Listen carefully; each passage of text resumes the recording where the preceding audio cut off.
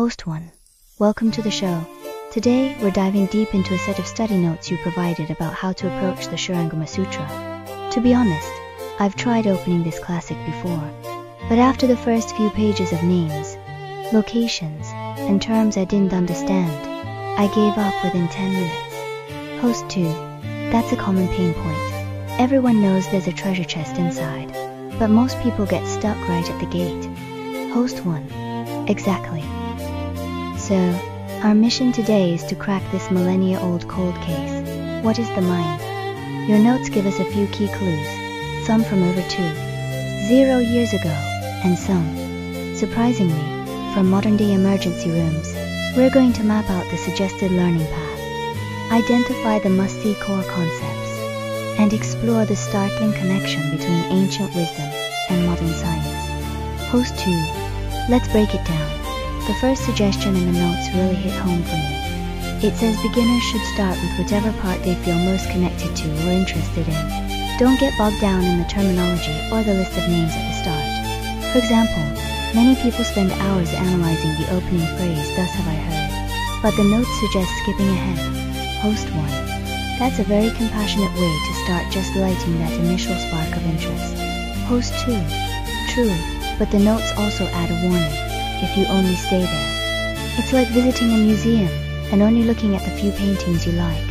It's enjoyable, but you might miss the central theme of the entire exhibition. Those boring details often lead to the deepest insights once your understanding matures. Host 1. Makes sense. Start with interest, then go deeper. But then the notes mention a major turning point. It says many people, including me, get the focus completely wrong at first. It mentions a famous section called the Seeking the Mind in 7 Places, where the Buddha and Ananda debate where the mind is located. I always thought that was the essence of the sutra. Host 2. It's easy to think that, but the notes point out that this is actually a process of breaking attachments. Its main job is to clear away wrong ideas, to tell you where the mind isn't. It's like cleaning a room and throwing out the trash. But once the trash is gone, what is the precious thing left in the room? That is the real point. Host 1. Oh, I see. So what is the real treasure? Host 2. The notes list 2 fundamentals that you should memorize. They sound academic, but they are very relevant to our lives. The first is the root of beginningless birth and death. Put simply, why do we keep spinning in circles in this cycle of suffering? Host 1. And the reason is? Host 2. It's because we mistake the climbing mind, that wandering mind that jumps from thought to thought and emotion to emotion, for our true self. The notes use a brilliant metaphor, trying to cook sand to make a gourmet meal. Host 1. Cooking sand? Host 2. Right. If you want to make a feast, can you use sand? No matter how good the pot is, or how high the flame, sand stays sand.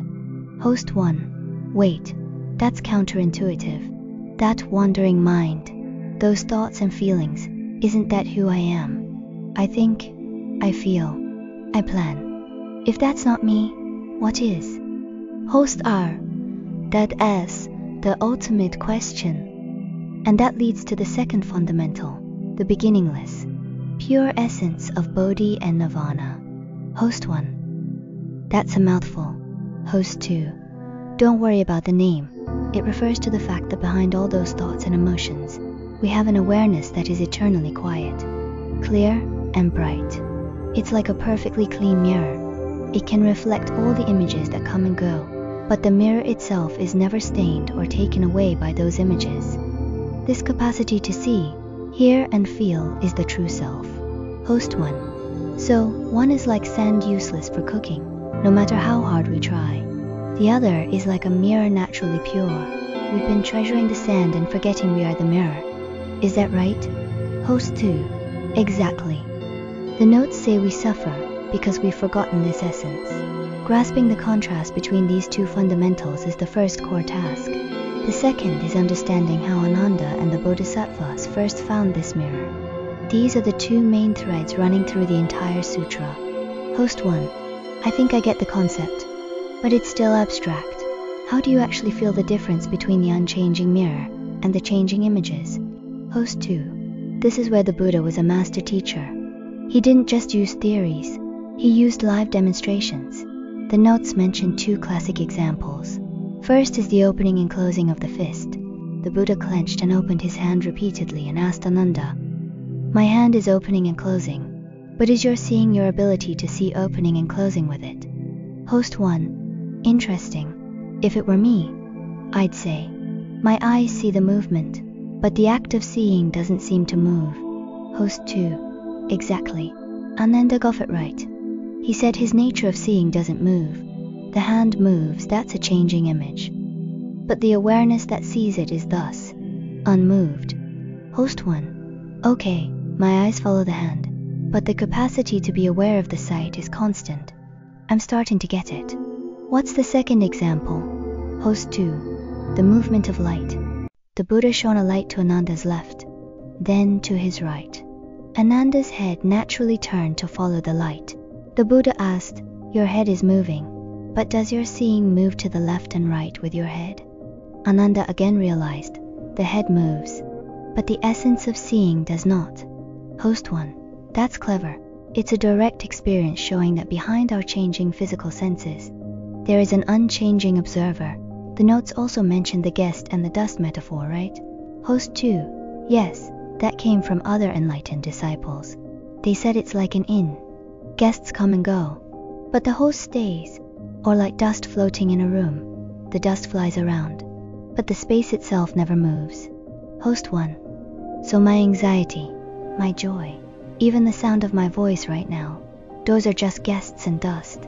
The real me is the host, or the space just watching it all happen. Host 2. Precisely. It's a powerful practice for daily life. When a strong emotion hits, you can tell yourself, a guest has arrived. Rather than identifying with it, you just watch it, knowing it will eventually leave.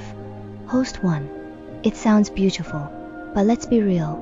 We live in the 21st century, dominated by a scientific worldview. Most of us are taught that consciousness is just a product of the brain. When the brain stops, it's game over. The notes address this head-on, don't they? Host 2. This is the most exciting part. The notes don't shy away from the conflict. The mainstream view today uses EEGs to show that when we think, brain activity spikes. So we conclude the brain produces consciousness. It's a correlation. Host 1. That seems logical. Host 2. Correlation. Yes, but correlation doesn't mean causation. The notes point out that modern neuroscience is finding evidence in the most unlikely place. Near-death experiences, NDEs. Host 1. That's a heavy topic. The notes mention top scientists, like Dr. Pim van Lommel, who study this seriously. Host 2. Right. They've documented cases where patients were clinically dead. No heartbeat, no pulse, and most importantly, a flatline EEG. The brain had zero detectable activity. According to current science, the machine is off. There should be no thought, no perception. Host 1. But that's not what happens. Host 2. Exactly. When these people are resuscitated, many can accurately recall everything that happened during their death. They describe floating near the ceiling, watching the doctors, hearing specific conversations, and even noting where a nurse placed their dentures in a specific drawer, details later confirmed by the medical staff. Host 1. That's incredible. So the point is, when the brain was off, the consciousness was still working like an independent camera. Host 2. It flips our understanding. If the brain is off, what is seeing and remembering? The notes suggest this confirms what Buddhism has said for ages. Consciousness can exist independently of the body, like the Bardo body, or the mind-made body. Host 1. So the relationship between consciousness and the body isn't owner and house, but more like driver and car. Host 2. Exactly. The driver can leave the car stays still, but the driver still exists. We feel like our consciousness is inside the body only because we've been gripping the steering wheel so tightly our whole lives. NDEs are like an accidental exit from the car that proves the driver exists independently. It also suggests that rebirth is just switching to a new car. Host 1. My head needs a moment to process that. If I am not just this body or this brain, then who am I? The notes end with a beautiful metaphor for this, right? Host 2. Yes, from the sutra itself. It says we are all like a tiny bubble on the surface of a vast, boundless ocean. We spend our lives protecting this bubble, beautifying it, worrying about it. We think the bubble is our entire identity. But the Buddha says, that's not you. You are the entire ocean. Host 1. So the me that worries about bills and work is just a temporary bubble? That's a bit scary, but also a huge relief. Host 2. That is the feeling of breaking attachment. The Shurangama Sutra isn't trying to give you a new philosophy. It's trying to shatter the illusion that the bubble is all you are. It's a verifiable method, not just a belief. Host 1. Let's recap. To study the Shurangama Sutra, don't just grind through it. Focus on the two fundamentals. Distinguish the sand of the wandering mind from the mirror of unchanging awareness. Use simple metaphors like the fist, the light, or the guest to feel this in your own life. And most importantly, look at how modern science through NDEs starting to challenge the idea that the brain equals consciousness. We end with a profound question for you to think about. If the you that experiences daily joy and sorrow is just a fleeting bubble, what would it feel like, even for a second, to realize you are actually the entire ocean? And how would that change the way you look at your bubble today?